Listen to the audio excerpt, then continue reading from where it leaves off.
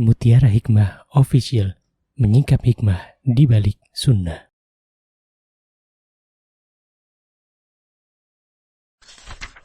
Salurkan donasi terbaik Anda untuk mendukung dakwah Mutiara Hikmah Official. Umroh akhir tahun plus daurah parenting Islami, sukses mendidik anak di zaman fitnah. Bersama Ustadz Hanan Yasir MA, Ustazah Imro'atul Azizah, 2 kali sholat Jumat. Kelas daurah parenting setiap hari. Konsultasikan dan daftarkan diri Anda sekarang juga. Mau haji yang gak pakai antri? Daftar sekarang, insya Allah 2024 berangkat. Gratis keberangkatan umroh sebelum haji. Dibersamai oleh Ustadz Hanan Yasir dan juga Ustazah Imro'atul Azizah. Buruan daftar sekarang juga, sebelum harga naik.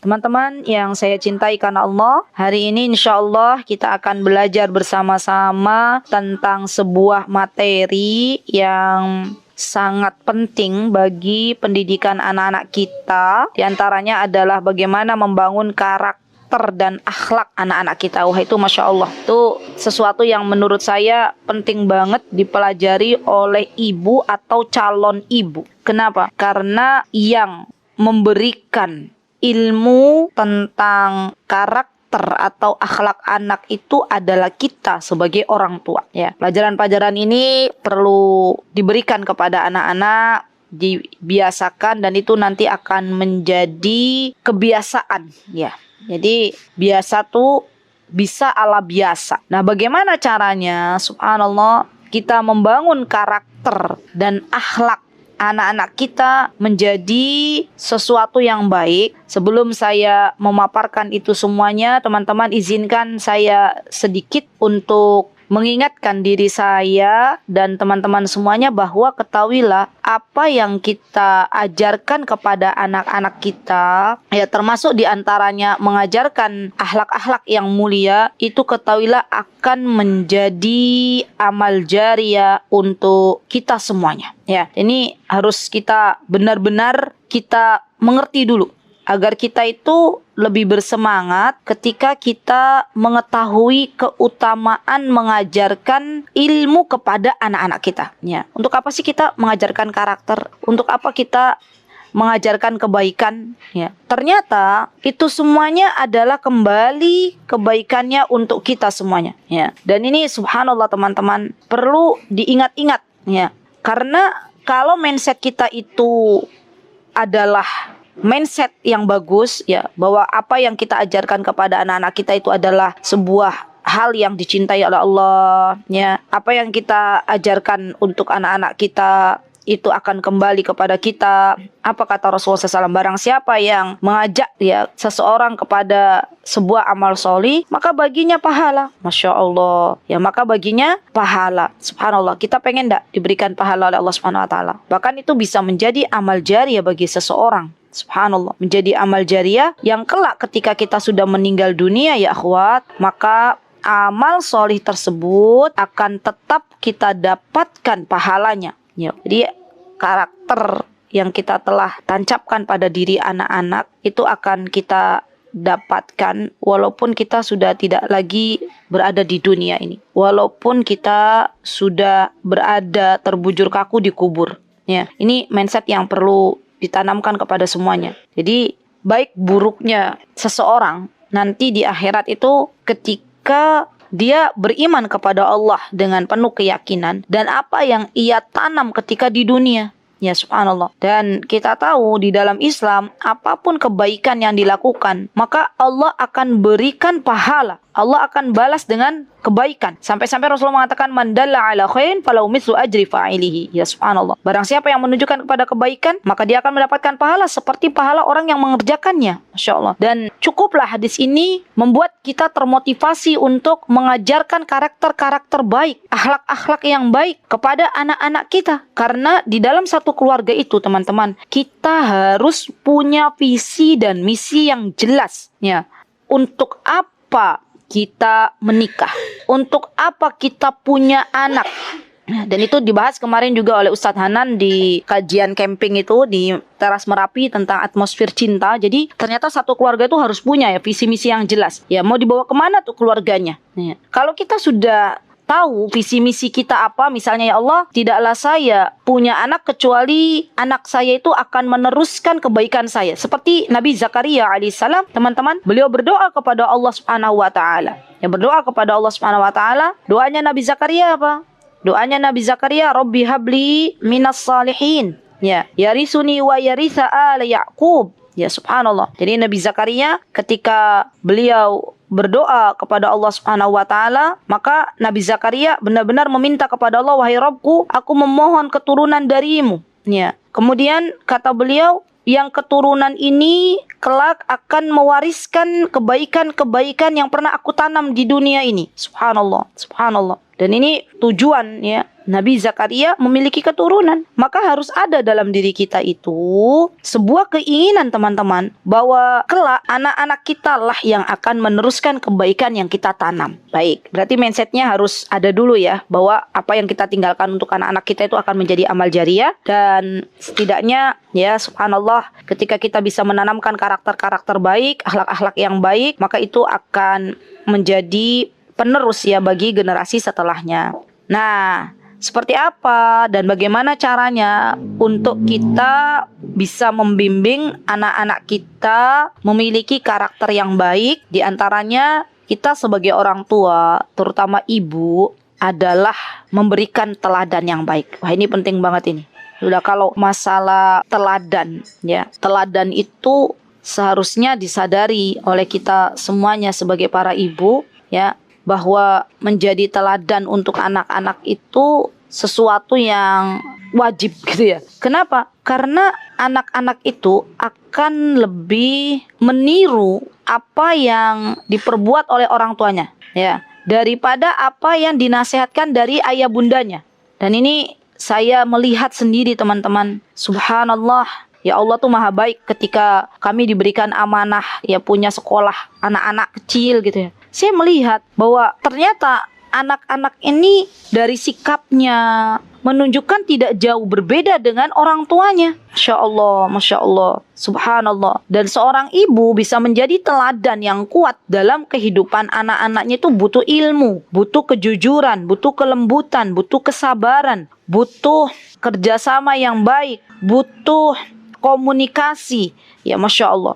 Jadi sekali lagi bahwa seorang ibu kalau dia menyadari bahwa apa yang ia perbuat dicontoh oleh anak-anak, apa yang diucapkan didengar oleh anak-anak, dia berhati-hati. Berhati-hati dalam berucap dan dalam berbuat ya, karena kita tahu anak-anak itu peniru ulung ya, peniru ulung. Apa yang diperbuat oleh bundanya biasanya langsung ditiru, apa yang diperbuat oleh ayahnya biasanya langsung meniru. Contoh misalnya, contoh seorang ibu yang dia memiliki karakter di dalam kehidupannya suka menolong orang, misal contoh, maka anak ini akan melihat real langsung dari kedua orang tuanya bagaimana menolong orang lain. Ya, jadi dia punya empati yang tinggi. Dari mana anak ini belajar kepedulian? Dari mana anak ini bisa berempati? Ya dari kedua orang tuanya. Jadi kita itu dalam mendidik anak-anak ya akhwat, kita perlu langsung action gitu loh. Dan itu akan lebih menancap. Jadi saya sama suami itu juga kalau mau kemana gitu itu bawa anak-anak. Ya, bawa anak-anak, dan harapannya apa yang mereka lihat dari kebaikan orang tuanya tuh bisa menjadi pelajaran dalam kehidupan mereka. Ya, dan ini sangat-sangat berdampak sekali ya akhwat bagi anak-anak. Ya Masya Allah. Dan masa anak-anak itu cepat sekali. Masya Allah. Jadi keteladanan dari kedua orang tua itu akan lebih mudah untuk menjadikan anak-anak menjadi anak yang memiliki karakter baik, memiliki akhlak yang mulia ya. Contoh lain misalnya, seorang ibu yang dia memiliki karakter suka menyapa gitu ya. Apa kalau bahasa Jawa niki gemregeh, dia suka menyapa, dia orangnya tuh suka berjumpa dengan orang lain, tersenyum ketika melihat saudaranya. Masya Allah, ini akan ditiru loh oleh anak-anak ya. Dan ini kalau kita latih anak kita, maka akan menjadi amal jariah. Masya Allah. jadilah ibu yang baik dulu sebelum kita menuntut anak-anak kita untuk menjadi baik. Bagi suami kita, jadilah ayah yang baik dulu sebelum kita menuntut anak-anak kita menjadi anak-anak yang baik. Karena sejatinya buah itu tidak jatuh jauh dari pohonnya. Subhanallah, subhanallah. Ini penting banget ya teman-teman, memantaskan diri menjadi ayah yang baik, menjadi ibu yang baik, itu luar biasa ya. Dan subhanallah, ya subhanallah teman-teman, namanya anak-anak. Ketika kita ingin anak-anak kita itu memiliki perilaku yang baik tuh tidak bisa instan, tuh butuh proses. Ya, dari mana mereka belajar? Ya, dari ayah bundanya. Ya. Mulainya kapan kita mengajarkan anak-anak agar mendapatkan teladan yang baik? Ketika kita punya anak. Ya subhanallah. Nah, bagaimana kalau yang belum punya anak? Berarti kalau yang belum punya anak, latihan dulu memiliki akhlak yang baik, memiliki sifat-sifat yang thayyibah, yang baik. Karena yang namanya akhlak itu akan menjadi kebiasaan. Subhanallah, subhanallah, subhanallah. Ya, bagaimana seorang ibu ingin anaknya memiliki karakter menjadi anak yang rajin ketika ibunya sendiri dia memiliki sifat mager. Ya, ini penting untuk kita ya akhwat, agar kita semuanya tuh bisa belajar lagi ya untuk memantaskan diri menjadi wanita yang salihah, menjadi wanita yang baik ya, Masya Allah. Nah, setelah kita belajar bagaimana menjadi teladan yang baik, kita pun perlu bekerja sama dengan suami kita ya. Kenapa? Karena yang namanya rumah tangga itu dibangun oleh suami istri, oleh ayah bunda, bukan hanya oleh ibunya semata. Ya, jadi penting juga bagi kita untuk ngobrol bareng. Wah, ini penting banget nih. Jadi kita tuh kadang memang harus ngobrol bareng, terutama ketika misalnya anak-anak lagi sekolah misalnya. Saya baru kemarin saya mengisi di Green Hill di Yogyakarta, itu mengisinya jadwalnya jam 9 kurang 15, jam 8.45. Terus saya sama suami, karena itu ada di daerah Jalan Kaliurang, berangkat sama anak-anak. Anak-anak sudah sampai, yang anak saya yang ketiga sudah kita antarkan ke sekolah. Ya, karena dia laki-laki, jadi kami berpikir untuk menyekolahkan dia. Karena dia laki-laki. Kalau anak yang pertama, yang kedua itu kan perempuan. Waktu zaman mereka SD, kami homeschooling kan. Ya. Nah, ketika kami belum sampai ke tempat kajian, karena waktu itu masih pagi, jadi masih pukul 8 kurang 15 tuh kami sudah sampai. Kita coba cari tempat lah, kita ngobrol berdua itu. Apa yang kita obrolin? Ya anak-anak. Apa yang kita obrolin? Ya diri kita. Kita sudah belum sih menjadi orang tua yang baik? Semuanya evaluasi. Semuanya evaluasi. Dan ini subhanallah teman-teman, memerlukan waktu ya memang. Jadi berjumpa, berdua kita ngobrol ya. Nggak ada yang kita obrolin kecuali kita tuh sudah menjadi orang tua yang baik belum sih buat anak-anak. Kita sudah memberikan cintanya kita belum kepada anak-anak. Kita sudah bisa memberikan apa yang Allah dan Rasulnya inginkan belum kepada anak-anak. Karena kalau itu sudah kita lakukan ya akhwat, introspeksi sebagai orang tua, baik itu kita sebagai seorang ibu ataupun suami kita sebagai seorang ayah, maka dari situ insya Allah biidnillahi ta'ala Allah akan memudahkan kita untuk menjadi teladan yang baik bagi anak-anak kita. Ya, contoh lagi, misalnya satu lagi ya, kita pengen anak-anak kita itu memiliki karakter cinta ilmu gitu ya, disiplin dalam belajar misalnya. Nah, ini kan penting banget nih. Nah, apa yang harus kita lakukan? Yang harus kita lakukan sebagai ayah bunda ya adalah kita dekat dengan ilmu. Ya, biarkan anak-anak melihat bahwa oh ternyata ayah bundaku itu suka hadir di majelis ilmu. Oh ternyata ayah bundaku tuh suka membaca. Oh ternyata ayah bundaku tuh suka menulis. Ya, kami pengen ya anak-anak itu nanti memiliki karakter pembelajar gitu ya. Maka kami mencoba, saya dan suami mencoba untuk menjadikan itu sebagai sarana ya, dalam belajar dan mengajar itu sebagai sarana untuk berharap kepada Allah agar kelak Allah menjadikan anak-anak kita itu memiliki karakter pembelajar gitu ya. Masya Allah. Kami lihat Syekhul Islam Ibnu Taimiyah ya, beliau itu sosok yang sangat-sangat mencintai ilmu. Ketika kita lihat biografi beliau, teman-teman, kita dapati ternyata orang tua Syekhul Islam Ibnu Taimiyah, kakeknya juga seorang pembelajar. Masya Allah ya teman-teman. Jadi balik lagi nih, berarti kalau kita pengen anak-anak kita menjadi seorang yang cinta dengan ilmu, memiliki karakter pembelajar, maka dari orang tuanya dulu ya. Dan biasakan yang namanya anak-anak itu didekatkan dengan buku. Jadi kami di sini di depan tuh ada buku, di ruang tengah ada buku, di kamar ada buku gitu ya. Karena kalau tidak demikian ya, maka anak-anak tuh akan jauh dari ilmu. Ya, ada loh, saya pernah berjumpa dengan seorang ibu yang pengen anaknya tuh suka baca. Saya tanya, di rumah ada buku nggak? Katanya belum ada gitu ya. Di rumah malah banyaknya dipajang barang-barang antik katanya ya. Kayak macam gelas, ya kayak macam piring yang antik-antik itu dipajang. Saya bilang, subhanallah, kalau kita pengen punya anak yang suka membaca, pengen punya anak yang cinta ilmu, minimal kita fasilitasi anak-anak kita dengan berbagai macam buku, ya, yang itu akan mendorong anak-anak kita jadinya cinta ilmu. Ya, Masya Allah, Masya Allah. Dan ini penting banget ya teman-teman ya. Jadi teladan dari kedua orang tua itu akan lebih berpengaruh sangat-sangat kepada perilaku anak, karakter. Ya, Masya Allah. Yang kedua, poin yang kedua yang ingin saya sampaikan setelah kita belajar bahwa kita harus jadi teladan yang baik. Poin yang kedua adalah yang mempengaruhi karakter atau akhlak anak-anak adalah pendidikan agama. Pendidikan agama. Dan ini penting banget, Masya Allah. Sekali lagi ya, penting bagi orang tua itu punya ilmu. Kenapa? Karena kalau anak-anak kita dididik dengan pendidikan agama, dibiasakan dengan kebiasaan yang baik, maka itu akan menjadi bekal bagi kehidupannya nanti.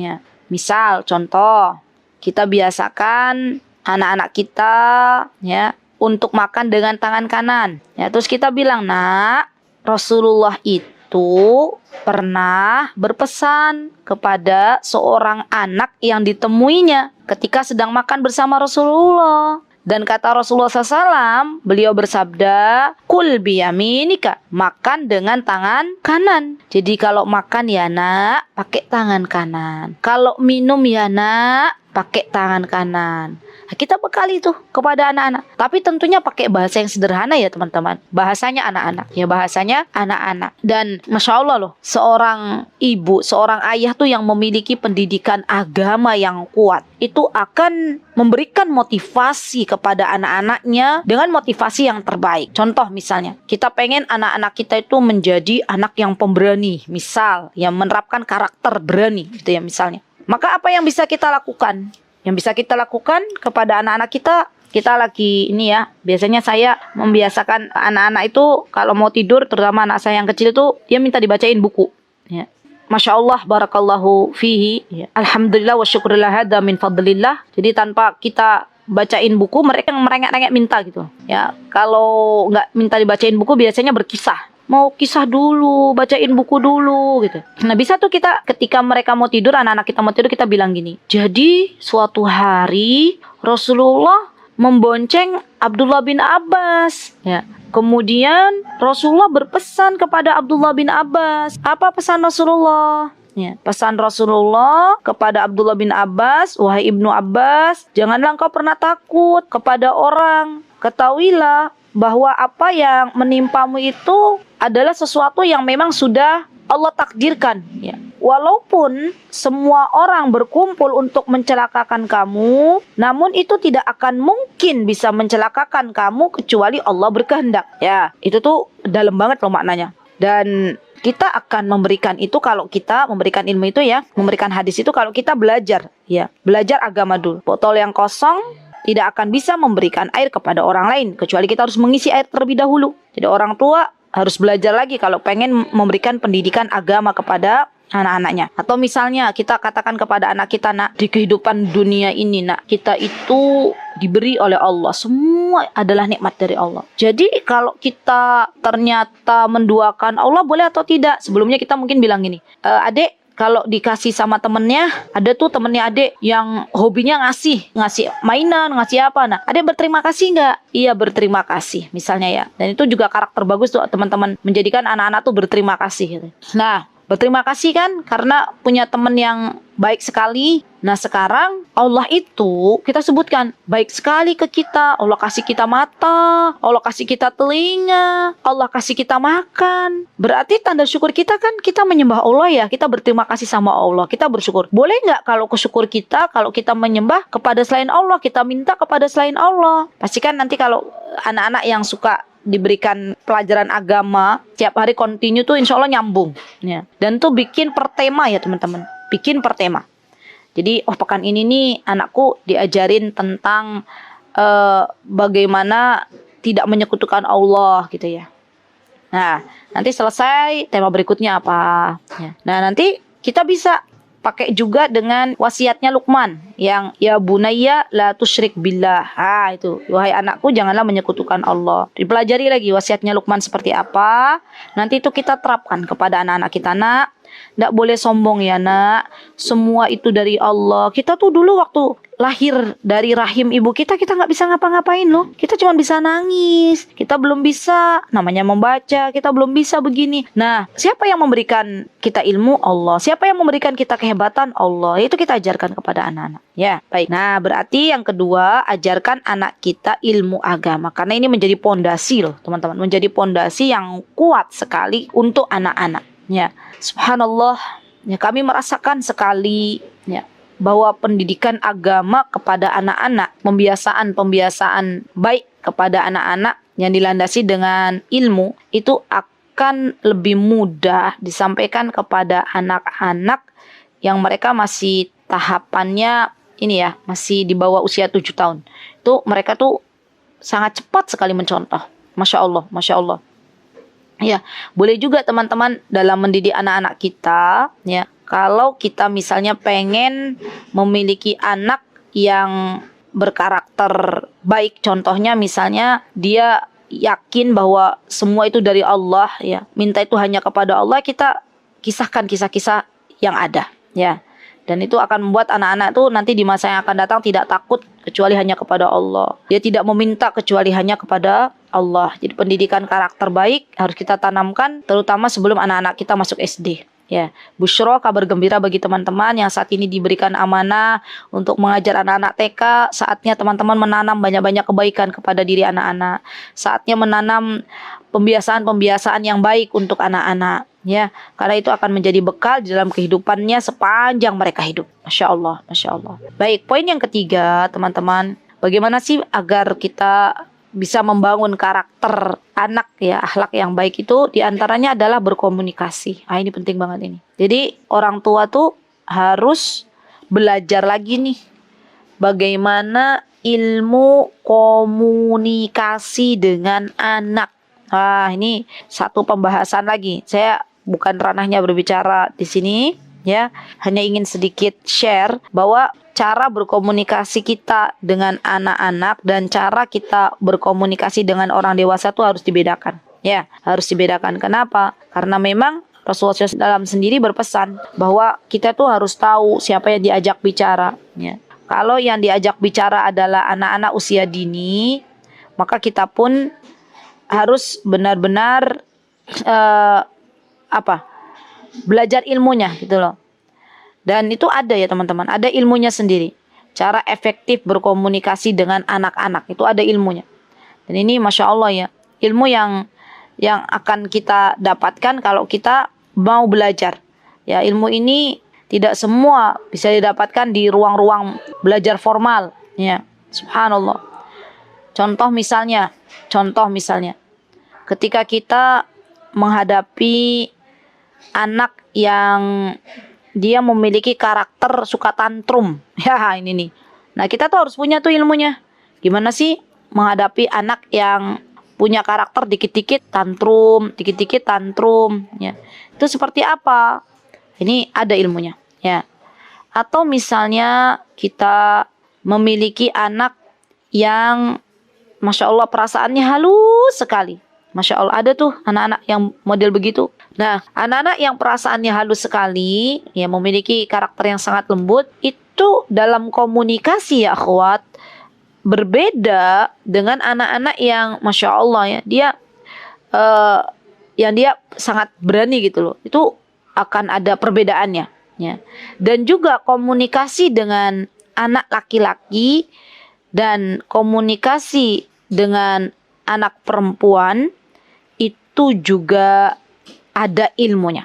Nah, ini penting banget ini. Dan itu akan ketika kita tahu ilmunya ya teman-teman, itu nanti akan menjadikan anak-anak itu tumbuh dengan fitrahnya masing-masing. Ya. Seorang ayah boleh berkomunikasi tegas kepada anak laki-lakinya agar bisa mengajarkan karakter tegas untuk anak laki-lakinya. Seorang ibu, ya, dia berkomunikasi dengan penuh kelembutan dengan anak-anak perempuannya agar dia bisa menjadi seorang anak yang lembut, yang kelak kalau dia menjadi seorang ibu, dia pun akan memiliki karakter yang lembut dalam menemani buah hatinya. Ya, jadi ini penting ya teman-teman, untuk kita kembalikan dalam karakter anak-anak ini dengan komunikasi yang sesuai. Ya, dengan komunikasi yang sesuai. Kenapa? Karena kalau kita salah memberikan komunikasi kepada anak, dampaknya sangat fatal. Ya, dampaknya sangat fatal. Baik, selanjutnya setelah kita belajar bagaimana komunikasi dengan anak-anak, ya, berbicara kepada anak-anak itu seperti apa, ya. Jangan lupa teman-teman, posisikan diri kita ketika berbicara dengan anak-anak itu sesuai dengan badannya anak-anak. Nah, ini penting banget tuh. Jadi kalau di sini nih teman-teman, saya kalau bicara sama anak-anak kan biasanya rata-rata tingginya di bawah saya ya. Saya biasanya sampai berlutut itu loh, apa namanya tuh. Saya samakan dengan posisi anak-anak, kemudian saya bilang, "Mas, ya, Ustazah Aziza mau bicara boleh sebentar," gitu ya. Saya tatap matanya, terus nanti saya berbicara dengan anak-anak. Jadi di sini Masya Allah saya rasakan sekali mendidik anak-anak itu perjuangannya luar biasa. Tapi nanti kalau misalnya Masya Allah ya, apa yang kita nasihatkan tuh didengar, dilakukan oleh anak-anak, kita tuh benar-benar bersyukur sama Allah. Alhamdulillah ya Allah, terima kasih ya Allah, Alhamdulillah, hamba bersyukur Engkau telah melembutkan hati anak ini. Jadi saya pernah juga mendapati anak baru ya. Dia dari rumahnya itu Masya Allah karakternya luar biasa. Mungkin itu juga dia dapati dari kedua orang tuanya. Ya, lambat laun berproses. Saya sering ngobrol dengan anak laki-laki ini, Masya Allah.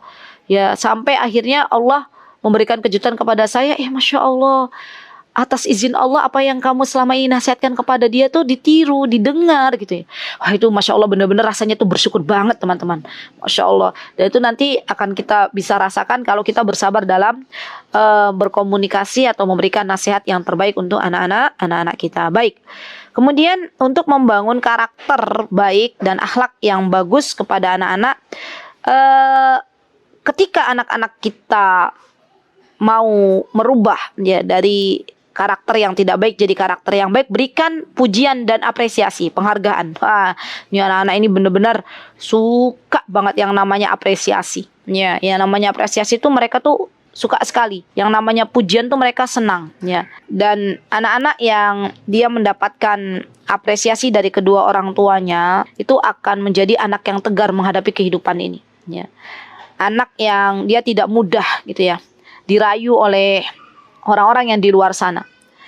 Banyak sekarang anak-anak itu yang akhirnya mencari perhatian dari luar karena mereka kadang jarang diapresiasi oleh orang tuanya.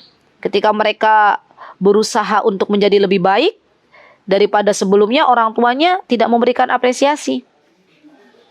Padahal yang namanya apresiasi itu sangat-sangat dibutuhkan oleh anak-anak. Saya pernah membaca bukunya Bu Eli Risman ya. Di antaranya beliau tuh bilang, katanya kalau anak yang suka diberikan apresiasi, motivasi oleh orang tuanya, penghargaan gitu ya. Dia tuh seperti bola yang ada dalam sebuah keranjang penuh gitu loh. Jadi nggak mudah melempam. Tapi kalau yang jarang diberikan apresiasi, jarang diberikan motivasi, jarang diberikan penghargaan oleh kedua orang tuanya, ya seperti sebuah keranjang yang dia nggak ada bolanya, diremas, dibuang yang ringan gitu ya, akan mudah diatur oleh orang lain yang berada di luar rumah. Jadi jangan kita pelit memberikan apresiasi kepada anak-anak ya. Kalau memang anak kita sudah berubah menjadi anak yang lebih baik, maka berikanlah apresiasi kepada anak-anak kita ya. Alhamdulillah, ibu senang, ibu bersyukur sama Allah. Sekarang adik sudah mulai jujur, sudah mulai mengakui kesalahan. Ya, itu senang banget loh anak-anak. Masya Allah.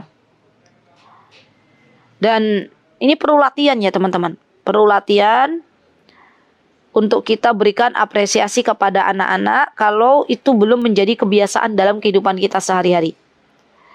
Subhanallah, subhanallah, banyak anak-anak itu yang dia berubah atas izin Allah ketika dia diberikan pujian oleh orang tuanya.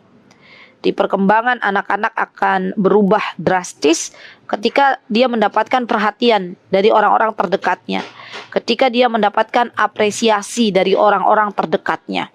Anak-anak merasa dihargai ya di dalam kehidupannya karena sudah berusaha untuk menjadi pribadi yang lebih baik. Di anak-anak itu diberikan apresiasi bukan ketika dia mendapatkan akademik yang tinggi saja ya teman-teman.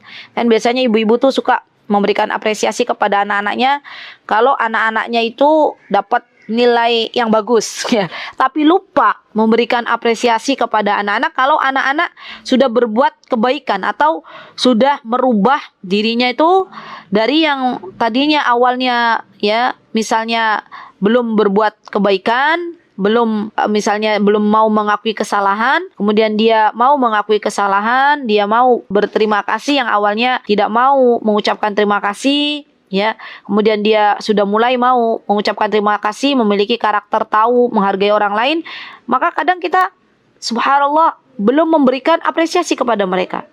Padahal jelas yang namanya apresiasi untuk anak-anak itu adalah sebuah hal yang sangat-sangat penting untuk menjadikan tumbuh kembang mereka semakin bagus. Ya, Masya Allah. Baik, nah poin yang keempat.